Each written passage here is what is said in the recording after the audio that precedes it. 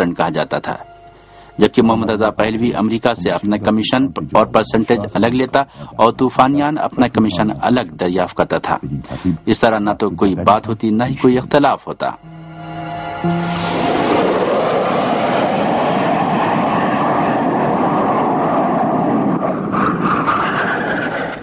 تاریخ لکھنے والوں کا کہنا ہے کہ شاہی فوج کو اس دور میں مغربی اور مشرقی فوجی سازوسامان سے بہت ہی زیادہ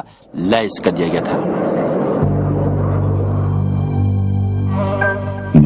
اس فوج کو کمیونسٹ نظام اور عالمی سطح پر کی گئی بلاک بندیوں کے نظام کا مقابلہ کرنے کے لیے لیس کیا گیا تھا، اور اس سے بھی بڑھ کر شاہی نظام کی حفاظت بھی اس کا مقصد تھا۔ شاہ بھی مختلف مناسبتوں سے اپنے فوجیوں کے سینے پر طرح طرح کے عناوین کے تحت تمغے لٹکا دیتا اور انہیں تمغوں سے نوازتا تھا تاکہ فوجی افسروں کو زیادہ سے زیادہ اپنے سے وابستہ رکھے۔ لیکن جس وقت اسلامی انقلاب نے اپنی بے پناہ طوفانی قوت کا شاہ کے سامنے مظاہرہ کیا تو اپنی فوجوں کو سڑکوں پر فلیگ مارچ کروانے اور توپ و ٹینک کی نمائش کرانے سے زیادہ کچھ بھی نہ کر سکا، اور اس کے یہ توپ و ٹینک اس کے تخت و تاج کی حفاظت کرنے میں کسی بھی طرح مؤثر ثابت نہ ہو سکے۔ فوج کے چند بڑے افسروں کو چھوڑ کر سبھی افسران فوجیوں اور زیر تربیت فوجی جوانوں کی فوج سے علیحد کی، اور اسلامی انقلاب کی تحریک کے جیالوں کے ساتھ ان کی شمولیت کے بعد ان اعلیٰ فوجی افسروں کے ساتھ جنہیں شاہ نے مختلف تمغوں سے نوازا تھا زبردست اختلافات پیدا ہو گئے اور فوج واضح طور پر دو دھڑوں میں بٹ گئی تھی۔ البتہ افسروں کا دھڑا بہت ہی مختصر تھا۔ فوج کے اصل اور بڑے دھڑے نے نظریاتی اعتبار سے خود کو انقلابیوں کے ساتھ وابستہ کر لیا تھا۔ یہ وہ دھڑا تھا جو فوج کے اندر کسی بھی طرح کی مالی بدعنوانی میں ملوث نہیں تھا اور اس طرح کی بدعنوانی سے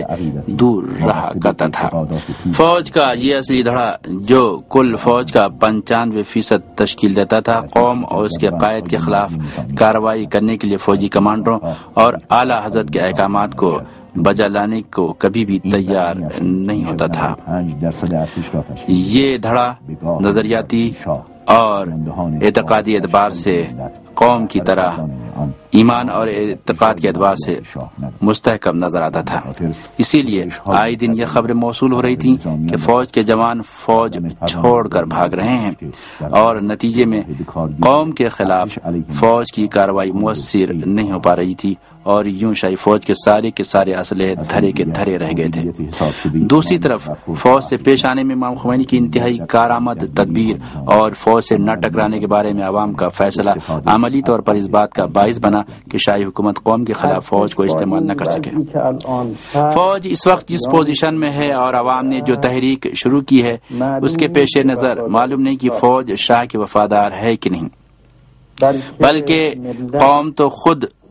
ان کی اپنی ہی ہے، اور فوج بھی قوم کا ہی حصہ ہے، اور قوم بھی فوج سے اپنی وابستگی اور اپنائیت کی بنا پر ایک طاقت میں تبدیل ہو چکی ہے، اور سر انجام فوج کو اپنے ساتھ ملا ہی لے گی۔ یہ تو امریکی ہیں جو فوج میں اپنے اثر و رسوخ کی وجہ سے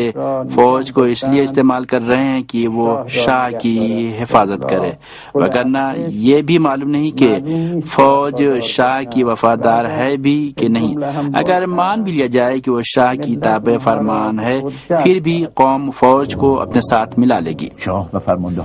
شاہ اور اس کے فوجی کمانڈروں کے پاس فوج کی شکل میں ایک بہت بڑی طاقت تھی، مگر وہ اس سے استفادہ نہیں کر سکتے تھے۔ اس طرح وہ فوج جو 5 اشوں تک پوری طرح سے لیس کی گئی تھی، وہ اب اس بات کے لیے ہرگز تیار نہ تھی کہ سلطنتی نظام کی حفاظت اور شاہ کے تخت و تاج کو بچانے کے لیے اپنی قوم کے خلاف اٹھ کھڑی ہو۔ عوام بھی فوجیوں کی بندوقوں کی نالوں میں پھول سجاتے تھے اور فوجیوں کو گلے لگا کر ان کا منہ چومتے تھے، اور ان کا یہی نعرہ ہوتا تھا کہ فوجی ہمارا بھائی ہے۔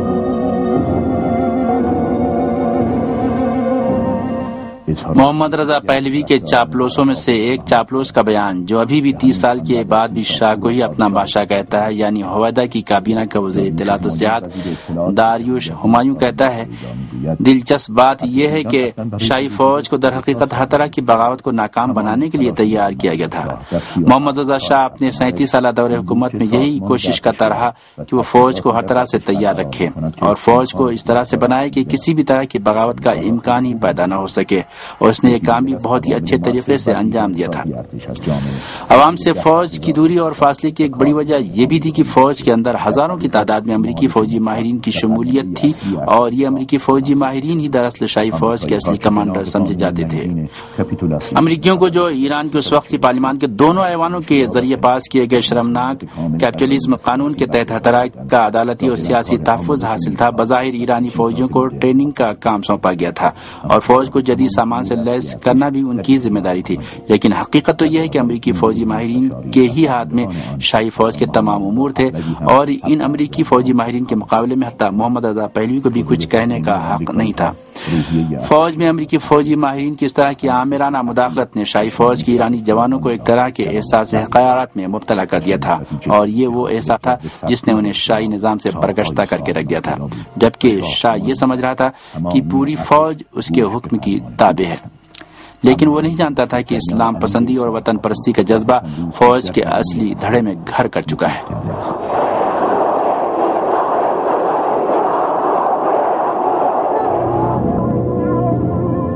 شاہی حکومت عوام اور ایرانی معاشرے سے دور رہنے اور صرف امریکہ پر بھروسہ کرنے کی وجہ سے فوج کے بارے میں بھی صحیح خیالات نہیں رکھتی تھی۔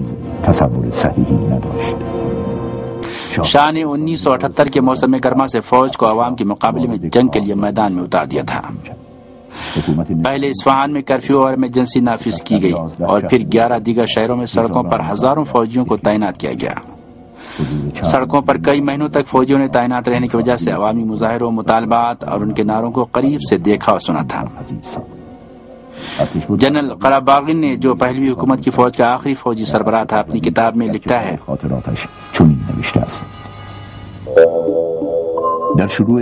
ایمرجنسی اور کرفیو کے نفاذ کے آغاز کے وقت اگر 8 ستمبر کا واقعہ پیش نہ آیا ہوتا،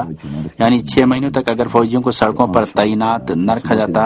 اور فوجیوں کو اس طرح سے متضاد احکامات صادر نہ کیے جاتے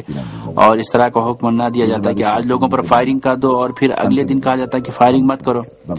اور نتیجے میں فوج تماشائی بنی رہی اور ایمرجنسی کے نفاذ میں بھی وہ پوری طرح سے عمل نہیں کر رہی تھی،